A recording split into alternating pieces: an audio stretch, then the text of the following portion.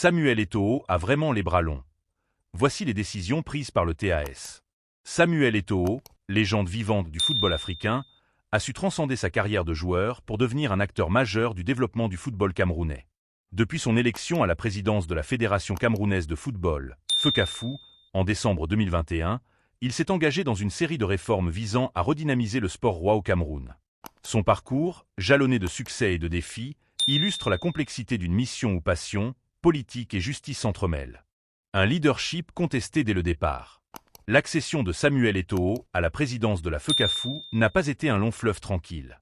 Dès son élection, des voix se sont élevées pour contester la légitimité du processus électoral.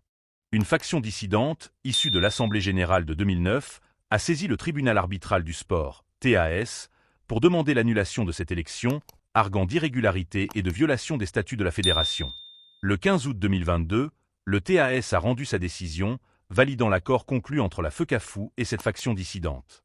Cet accord stipulait la reconnaissance mutuelle des instances dirigeantes et la mise en place de réformes pour assurer une gouvernance transparente et démocratique au sein de la fédération. Cette décision a renforcé la position d'Eto'o à la tête de la FECAFOO, tout en mettant en lumière les défis structurels auxquels il devait faire face pour réformer en profondeur l'institution. Réforme et modernisation du football camerounais. Dès son investiture, Samuel Eto'o a affiché une volonté ferme de moderniser le football camerounais. Conscient des dysfonctionnements qui minaient le championnat national, il a entrepris une série de réformes pour redonner au football local ses lettres de noblesse. L'une de ses premières actions a été de rétablir la régularité du championnat national. Par le passé, les saisons étaient souvent interrompues ou s'étalaient sur plusieurs années en raison de problèmes organisationnels et financiers.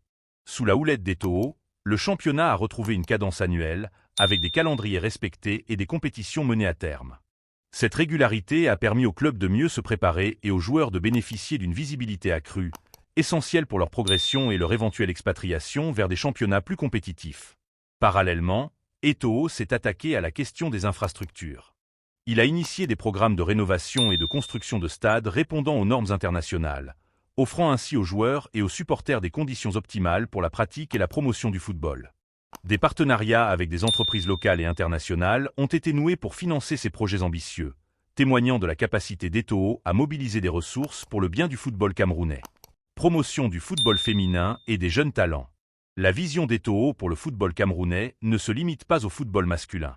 Il a également mis un accent particulier sur le développement du football féminin, longtemps relégué au second plan. Des programmes spécifiques ont été lancés pour encourager la pratique du football chez les jeunes filles, avec la création de ligues féminines et l'organisation de tournois nationaux dédiés. Ces initiatives ont permis de révéler de nouveaux talents et de renforcer la compétitivité des équipes féminines sur la scène africaine. En outre, Eto'o a investi dans la formation des jeunes, conscient que l'avenir du football camerounais repose sur une relève bien préparée. Des académies de football ont été créées ou renforcées, offrant aux jeunes talents des formations de qualité, tant sur le plan technique que tactique. Des partenariats avec des clubs européens ont été établis pour faciliter l'échange d'expertise et offrir aux jeunes joueurs des opportunités de se mesurer à des standards internationaux. Controverses et sanctions internationales. Malgré ses efforts pour redynamiser le football camerounais, Samuel Eto'o n'a pas été exempt de controverses. En octobre 2024, la FIFA a prononcé une suspension de 6 mois à son encontre, l'interdisant d'assister aux matchs des équipes nationales du Cameroun jusqu'au 31 mars 2025. Cette sanction faisait suite à des incidents survenus lors de la Coupe du monde féminine des moins de 20 ans en Colombie, où Eto'o avait vivement critiqué l'arbitrage après une défaite du Cameroun face au Brésil. La FIFA a estimé que son comportement portait atteinte à l'éthique et au fair-play, des valeurs fondamentales du football mondial.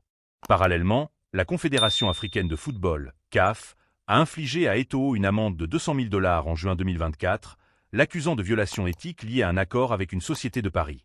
Cependant, en février 2025, le jury d'appel de la CAF a annulé cette sanction, estimant que le jury disciplinaire n'était pas compétent pour statuer sur des affaires d'ordre éthique. Cette décision a été perçue comme une victoire pour Eto'o, renforçant sa position au sein de la FECAFOO et sur la scène footballistique africaine. Tensions internes et défis à relever. Au-delà des sanctions internationales, Samuel Eto'o a également dû gérer des tensions internes au sein du football camerounais. En août 2024, des divergences sont apparues entre lui et le sélectionneur national, Marc Bry. Ce dernier a publiquement critiqué la gestion d'Eto'o, l'accusant d'ingérence dans les affaires techniques et de déstabilisation du staff. Ces tensions ont mis en lumière les défis liés à la gouvernance du football camerounais, où les rôles et responsabilités de chacun doivent être clairement définis pour assurer une collaboration harmonieuse. Samuel Eto'o a vraiment les bras longs. Voici les décisions prises par le TAS. Samuel Eto'o, légende vivante du football africain, a su transcender sa carrière de joueur pour devenir un acteur majeur du développement du football camerounais. Depuis son élection à la présidence de la Fédération camerounaise de football, FECAFOO, en décembre 2021, il s'est engagé dans une série de réformes visant à redynamiser le sport roi au Cameroun. Son parcours, jalonné de succès et de défis, illustre la complexité d'une mission où passion, politique et justice s'entremêlent. Un leadership contesté dès le départ. L'accession de Samuel Eto'o à la présidence de la FECAFOO n'a pas été un long fleuve tranquille. Dès son élection, des voix se sont élevées pour contester la légitimité du processus électoral. Une faction dissidente, issue de l'Assemblée générale de 2009, a saisi le tribunal arbitral du sport, TAS, pour demander l'annulation de cette élection, arguant d'irrégularité et de violation des statuts de la fédération. Le 15 août 2022, le TAS a rendu sa décision, validant l'accord conclu entre la FECAFOO et cette faction dissidente. Cet accord stipulait la reconnaissance mutuelle des instances dirigeantes et la mise en place de réformes pour assurer une gouvernance transparente et démocratique au sein de la fédération. Cette décision a renforcé la position d'Eto'o à la tête de la FECAFOO, tout en mettant en lumière les défis structurels auxquels il devait faire face pour réformer en profondeur l'institution. Réforme et modernisation du football camerounais. Dès son investiture, Samuel Eto'o a affiché une volonté ferme de moderniser le football camerounais. Conscient des dysfonctionnements qui minaient le championnat national, il a entrepris une série de réformes pour redonner au football local ses lettres de noblesse. L'une de ses premières actions a été de rétablir la régularité du championnat national. Par le passé, les saisons étaient souvent interrompues ou s'étalaient sur plusieurs années en raison de problèmes organisationnels et financiers.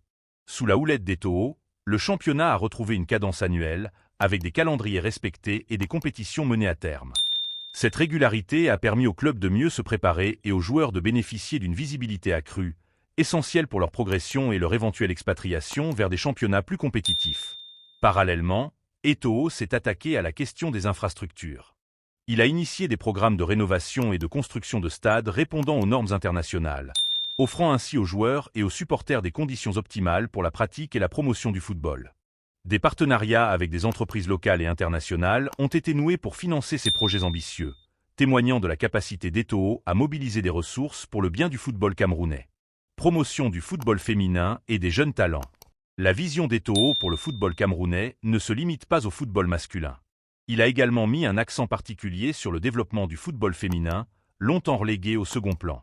Des programmes spécifiques ont été lancés pour encourager la pratique du football chez les jeunes filles, avec la création de ligues féminines et l'organisation de tournois nationaux dédiés. Ces initiatives ont permis de révéler de nouveaux talents et de renforcer la compétitivité des équipes féminines sur la scène africaine. En outre, Eto'o a investi dans la formation des jeunes, conscient que l'avenir du football camerounais repose sur une relève bien préparée.